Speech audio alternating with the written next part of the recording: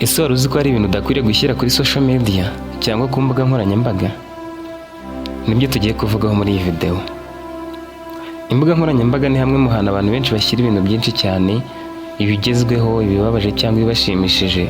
Ariko nk'umuntu uyuha kandi agatekereza neza, agatekereza ahazaza heza, hari ibintu aba atagomba gushyiraho.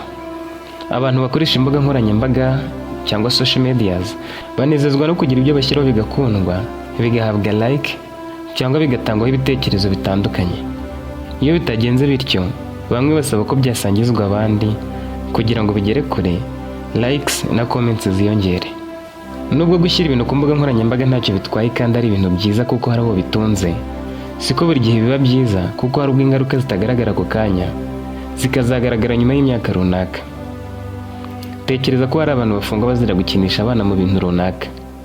Impamvu nuko abo bana baba badatekereza neza ko bishobora kuzabangiza mu gihe kiri imbere, bityo bigafatwa nko kubahohotera. Ni ibiki buri wese akwiriye kwitondera gushyira ku mbuga nkoranyambaga zitandukanye, nubwo yaba ari stati, story cyangwa post imara amasaha 24? Icya mbere, ntugashyire ibyishimo by'urukundo rwawe ku mbuga nkoranyambaga. Niba uwo mukundana cyangwa mwashakanye agukunda cyane, ntugahora ubivugira ku mbuga nkoranyambaga. Ibi bigendanye n'iby'amabanga y'abashakanye, ntibigomba kujya ku mbuga nkoranyambaga.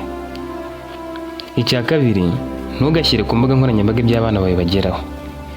Umwana wawe ushobora kuba ari kugera ku iterambere mu buryo butandukanye, wenda akarangiza amashuri, akubaka inzu, akabona akazi keza ahantu, cyangwa agatera imbere mu bundi buryo. Mu bihe nk'ibyo si byiza guhita wirukira ku mbuga nkoranyambaga ngo ubisakaze mu bantu bose. Ese wari uzi ko abantu hafi ya bose batishimira ko abana bawe barusha ababo amahirwe? Icya gatatu udakwiriye gushyira ku mbuga nkoranyambaga, nugura ibintu by'agaciro kandi bihenze, ntukabishyire ku mbuga nkoranyambaga. Inzu waguze, imodoka ihenze cyangwa ikindi kintu cy'agaciro waguze, si byiza kugishyira ku mbuga nkoranyambaga ako kanya. Impamvu ni iyihe muri rusange? Impamvu ya mbere ni uko buri wese atari kazashimishwa nabyo. Wenda wibwira ko like zigaragaza urukundo, ariko hari ababikora bihitira bagira ngo nawe nubona ibyabo uzabikore. Ikindi, gukundwa n'abantu batakuze ntacyo byakumarira, cyane ko mu gihe cy'ibibazo nta n'umwe mu baguha like wapfa kugutabara. Impamvu ya kabiri ni uko ibitekerezo byiza hafi ya byose uzahabwa bitazaba ari ibivuye ku mutima cyangwa ari iby'ukuri.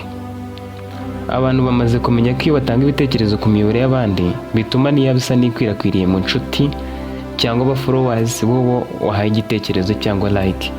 Niba bakubwira ko ibintu byawe ari byiza, abenshi ntibazaba banabirebye neza, cyane ko imbuga nkoranyambaga ziba zifite amagambo zikugenera ugahitamo rimwe. Icya gatatu, uzaba uzaniye umuryango wawe ikibi. Uzatuma umuryango wawe ubonwa nabi kandi nawe utisize, kuko hari abakuzi bazagufata nk'ufite ubwenge buke, kandi mu gihe ibyo wirataga ku mbuga nkoranyambaga bizaba byaguhombanye, uzamenya ko bitari ngombwa kubishyiraho. Ushobora no kwibasirwa n'abajura bagamije kugutwara ibyo uhora wamamaza, cyangwa abana bawe bakamburirwa mu nzira aho utari. Icya kane, uzaba wikururiye abanyeshyari mu buzima bwawe. Reka manze nkubaze iki kibazo. Ese watinyuka gushyira amanota yawe ku mbuga nkoranyambaga zikoreshwa n'abo mwakoreye hamwe ikizamini cy'akazi cyangwa abo mwigana, mu gihe wagize 90% kandi uwagukurikiye afite 40%? Niba utabikora, ni uko uzi ko watuma bakugirira ishyari, kandi uwakugira ishyari ntacyo batagukorera. No ku bindi rero ni uko. Ikintu cya gatanu kigomba gutuma wirinda gushyira ibintu byose ubonye ku mbuga nkoranyambaga, nuko utazi umuntu uhora ugenzura ibyo ushyiraho kandi akabibika. Uwo ashobora kubikoresha kubabaza mu buryo utazi.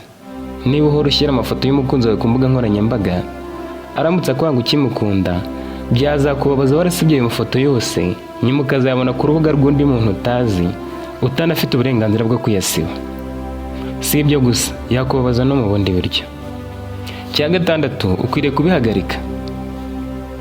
Ibi bintu ukwiriye kubihagarika kuko bishobora gushyira ubuzima bwawe mu kaga, utibagiwe ubw'abagize umuryango wawe, n'akazi ukora kakaba kahagendera. Imbuga nkoranyambaga zishobora kuba nk'ijisho, umunwa cyangwa ugutwi k'umwanzi. Ntuzemere kugwa mu mutego rero.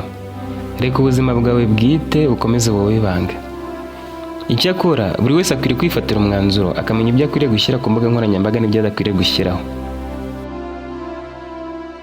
Ndagushimiye kuba udahwema kudukurikira mu biganiro bitandukanye bica kuri uyu miyoboro.